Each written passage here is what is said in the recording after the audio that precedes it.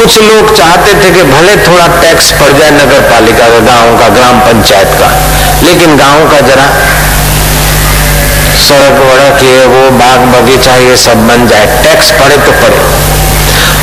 50% लोग टैक्स भरने में राजी थे और 50% लोगों की इच्छा थी कि टैक्स वैक्स हम नहीं दें, ये सब खा जाते हैं। तो 50% लोग, आधे लोग थे कि टैक्स भरे भले पड़े, आधे लोग उस विचार के थे कि टैक्स न पड़े। अब राजनेता ने भाषण शुरू किया। लोगों ने पूछा कि हमारे गांव में दो पार्टी हो गई, एक पक्ष है टैक्स पड़ने के और दूसरा पक्ष है टैक्स न भरने में, आप किसका पक्ष लेते हैं? तो हम आपको वोट दें। अब राजनेता के लिए तो मुसीबत हो गई, अगर टैक्स भरने का पक्ष लेता है तो 50% वोट चला जाता है और न भरने का पक्ष लेता है तो भी 50% वोट चला जाता है। लेकिन राजनेता दोहरी नीति जानता है। उसने कहा, you are all my friend, तुम सब मेरे मित्र हो, मैं सबके साथ हूं। जयराम जी की उसके 2-5 चमचों ने तालियां बजा दी और पूरे ऑडियंस ने ताली बजा दी। राजनेता का काम बन गया, बाकी का होता रहे जो होता रहे। ऋषियों ने, उपनिषदों में, शास्त्रों में संसार को प्रपंच कहा है। इस प्रपंचिक वस्तुओं को पाने के लिए आदमी को बहुत प्रपंची होना पड़ता है। हंसी न आए, होठ न खिले, भीतर से तो लगे कि कब बल आ जाए, लेकिन बाहर से आइए साहब, इनकम टैक्स का साहब आ गया, सेल टैक्स वाला आ गया या और कोई आ गया, तो भीतर से सोचते कि कब बल आ जाए, लेकिन बाहर से साहब अच्छा हुआ दर्शन दियो, ठीक है, चाय पियो, थोड़ा चाय लिया और नमकीन लिया और मिठाई लिया। अंदर से सोचे कि बला कहाँ आई सुबह सुबह, लेकिन बाहर से प्रपंच करना पड़ता है। जयराम जी बोलना पड़ेगा। तो ये प्रपंच की वस्तुओं को पाने के लिए आदमी को कावे दावे और प्रपंच करना पड़ता है। प्रपंच से सुख पाने के लिए प्रपंची होना पड़ता है, लेकिन आत्म प्रसाद पाने के लिए उसकी सरलता, सहजता, जैसा है वैसा स्वीकार हो जाता है।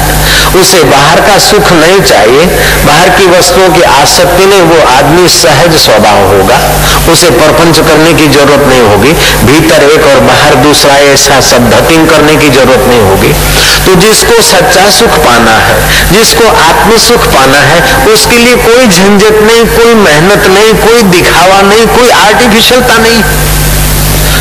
नानक बोले सहज स्वभाव, नानक जी बोलते हैं सहज स्वभाव, कबीर बोलते हैं सहज स्वभाव, मीरा गाती है सहज स्वभाव। कभी पद गाते गाते भाव आ जाता है, मीरा की आंखों के आंसुधार चल पड़ती है। लेकिन एक्टर जब आंसू बहाता है तो ऐसा बहाता है कि ऑडियंस तो रो पड़े, लेकिन एक्टर का अंतःकरण में कुछ फर्क नहीं पड़ता। जयराम जी की ऊपर पंच है। मीरा जब हंसती है तो बस हंसती है, गाती है तो गाती है, नाचती तो नाचती, लेकिन नर्तकी नाचेगी तो इधर का उधर का ख्याल रखकर ताकड़ धीनाधन झिन्ना धन धम धम कथकली है वो करेगी। अंतःकरण में हमको आनंद नहीं आएगा, मनोरंजन मिलेगा, लेकिन मीरा के पद गाते गाते मीरा ऐसे वैसे कहीं घिंघरू बांध कर नाचती है। जिन्होंने दर्शन किए होंगे उनकी आंखें पवित्र हो गई होगी, जिन्होंने सुना होगा उनके कान पवित्र हो गए होंगे, और मीरा की जिन पर रहम की नजर बरसी होगी उनका जीवन पवित्र हो गया होगा। क्योंकि मीरा के जीवन में प्रपंच नहीं है। मीरा कुछ कमाने के लिए नहीं नाचती, दिखाने के लिए नहीं नाचती, बस नाचती।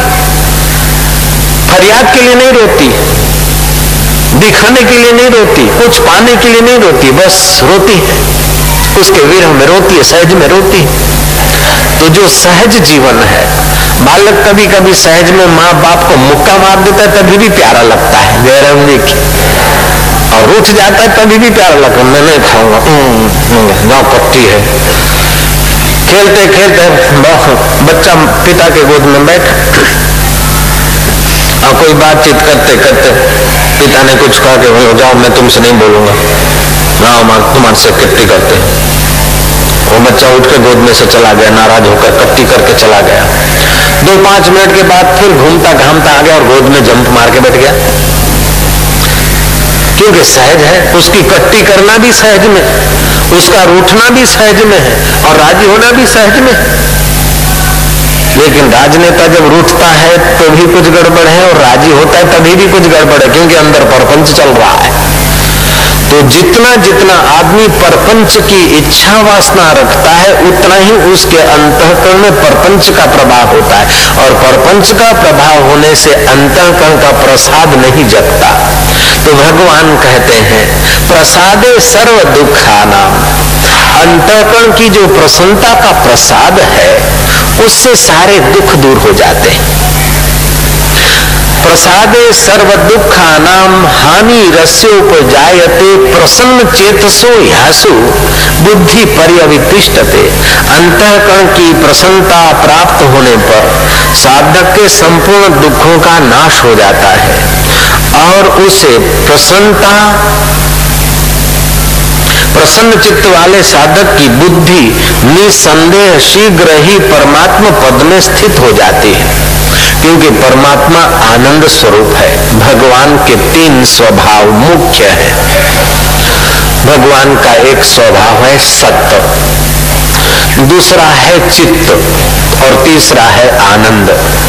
सच्चिदानंद बोलते जय सच्चिदानंद। ऐसे तो अनंत अनंत नाम भगवान के हैं, अनंत अनंत लीलाएं भगवान की है, लेकिन मुख्यतः सच्चिदानंद जय सच्चिदानंद। राम ब्रह्म परमार्थ रूपा, वह ब्रह्म परमात्मा का स्वभाव है सच्चिदानंद। सत्माना अविनाशी, तो उस परमात्मा की जो आह्लादनी लीला है उसमें भी भगवान की सत्यता का दर्शन हो सकता है। जैसे बालू कहो अथवा मिट्टी का कण कहो अथवा राई का दाना कहो, उसको आप लो और उस बालू को घोट घोट के माइक्रो बना दो, लाखवां हिस्सा बना दो, इतना घोट दो, तभी भी आप उस बालू के दाने को नाश नहीं कर सकते। आंखों से ओझल हो जाएगा लेकिन उस बालू की हस्ती रहती है। जयराम जी की मिट्टी के कण को सारे दुनिया के लोग मिलकर नष्ट नहीं कर सकते, सब विज्ञानी मिलकर भी एक रेती के दाने को, बालू के दाने को नाश नहीं कर सकते। आंखों से ओझल कर सकते लेकिन उसकी हस्ती कहीं ना कहीं रहती है। जयराम जी बोलना पड़ेगा। ये भगवान की सत्यता जो प्रकृति में है, तो प्रकृति की वस्तु भी पड़ी रहती। जैसे ये फूल है, 1 महीना पहले नहीं थे, हफ्ता पहले ये फूल जो है किसान के खेत में थे, किसान बोलता मेरा माल है। 2-3 दिन पहले माली के पास थे, माली बोलता मेरा माल है। कल परसों किसी ने खरीदे होंगे, परिषद वाले बोलेंगे हमारा माल है, हमारी वस्तु है, हमको अर्पण कर दिया माला तो हम बोलेंगे हमारी वस्तु है। लेकिन ये वस्तु पृथ्वी, जल, तेज, वायु, आकाश, इन 5 भूतों में से बनी और उसके तरफ जा रही है। इसमें जो जल तत्व है वो जल बाष्पीभूत होकर रवाना हो जाएगा, इसमें जो गंध गुण है वो भी बिखरता रहेगा। देर सबेर ये जहां से पैदा हुए वहीं बिखर जाएंगे। ऐसे ये तुम्हारा जो शरीर है, हमारा तुम्हारा जो बॉडी है, ये पैदा हुआ। माँ बोलती मेरे छोरो बबली, बाप बोलता है मोरा बेटो है, मामा बोलता मेरा भांजा है, काका बोलता मेरा भतीजा है, मौसा बोलता मेरा फलाना है, नाना बोलता मेरा दोतो आयो है। छोरो तो एक, लेकिन नाना का दोता हो गया, मामा का भांजा हो गया, काका का भतीजा हो गया, बाप का बेटा हो गया। ऐसे करते करते बने एक साला हो गया। अब ईश्वर की सृष्टि में वो एक छोरा है, बड़ा होता है, किसी का पति हुआ, किसी का जमाई हुआ। अब वो लोग बोलते कि मेरा बेटा, मेरा जमाई, मेरा पति, मेरा मित्र, मेरा भागीदार, मेरा साथी, वो सब नाम तो लगाते जाते हैं हमारा हमारा, लेकिन पैदा हुआ इस पंच भौतिक शरीर से, 5 भौतिक वस्तु खाकर पैदा हुआ। पंच भौतिक वस्तु